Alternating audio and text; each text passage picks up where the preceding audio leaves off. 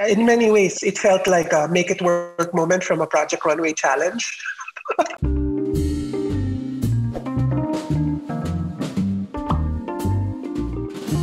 I remember it vividly because they called me on a Tuesday and they needed it on a Friday. So we figured out a way to sort of design this ensemble that will be as efficient as possible, meaning no fitting, no problems with shipping because they were already in Japan. So we had to actually deliver the ensembles to Tokyo. So the brief obviously needed to be visually striking and a strong representation of the Philippines in that particular global platform. Immediately, I thought of what the people from the University of the Philippines wear when they graduate, which is sort of like an alampay. And I thought that would be a wonderful representation of us, and also utilizing different materials from the Benguet region. We had those already on stock because I constantly buy from them. And then from there, we created the piece.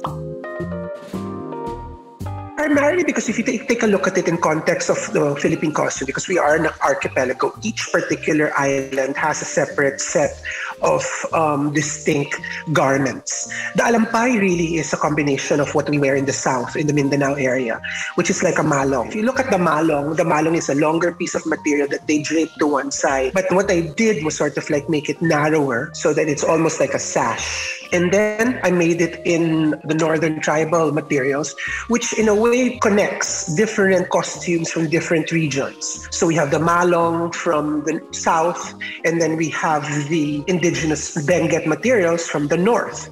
By fusing the two together, you represent all the different sectors of our nation as a representation. And of course, placed on top of a barong Tagalog and our black pants, it really fuses everything together because that's the most iconic piece apart from the terno, which is the barong Tagalog. So if you really sort of like think what is Filipino, you'll think barong Tagalog. And then by adding that alampay, it adds just a different ingredient to the mix, so to speak. I needed to really concentrate on the body, and then, we found the masks immediately, and I said that was it. So that all tied everything together.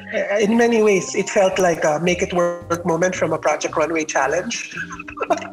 And that was sort of like what I felt like during the process.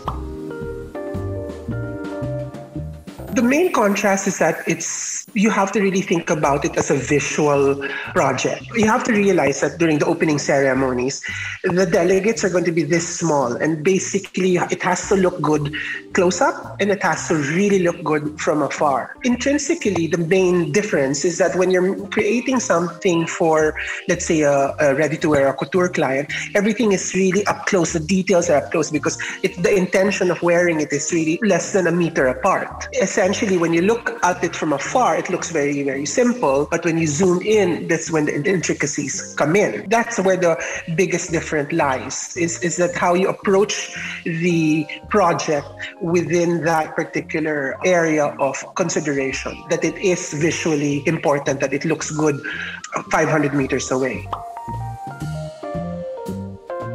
It's a huge responsibility. I mean, every time any creative from our country goes out on that global platform, you must represent your country in the best way you possibly can in terms of being appropriate and being an important aspect of who I am as a designer. In fact, that's what in my Twitter handle or even in my Instagram, that's the first thing I say. I am a Filipino fashion designer. It's part and parcel of any designer that comes from the Philippines must carry that. And that is what really will set us apart, us being Filipino. So I think that's very important to me. I take that responsibility quite, with a lot of passion and a lot of heart. I think the most important really is to love the Philippines, really fall in love with what we have.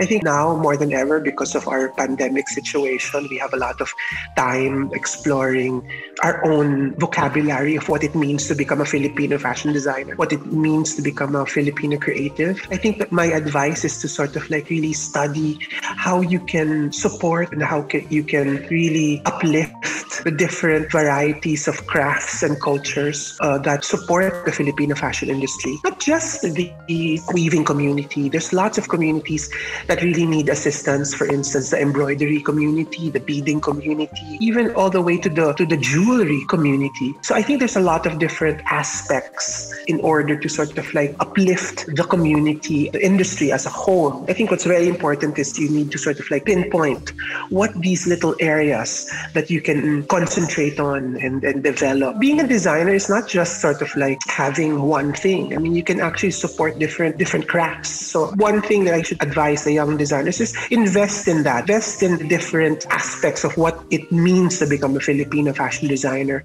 Study the culture, study the clothes, innovate what it is to be a Filipino, and then from there, push it forward. I think that's the only way we can really shine, is to integrate something that's distinctly Filipino, but with a modern approach, especially with the youth, because the way the youth thinks is very, very different from the way I think. So very open area to discuss and to explore and to expound. So all of these things must be continued for it to last, because if we don't do it, it's going to disappear. Well, I just got the word that we're going to be locked down again. So just when we were getting back into the rhythm of things, they throw a wrench at us. But with that being said, we are in the process of doing our holiday collection at the moment. We just finished our prototypes yesterday, in fact. And so we're preparing for that. And my mindset is really all about going back to getting out of our holes and crawling out. I'm really trying to keep a positive energy and positive light towards this whole thing. Tired of making clothes for the house. I want to see figures. I want to sort of like really celebrate life. So I'm still continuing to that. I mean, this 2 to 3 weeks of lockdown won't change that in my headspace. So that's where I am. Pushing forward.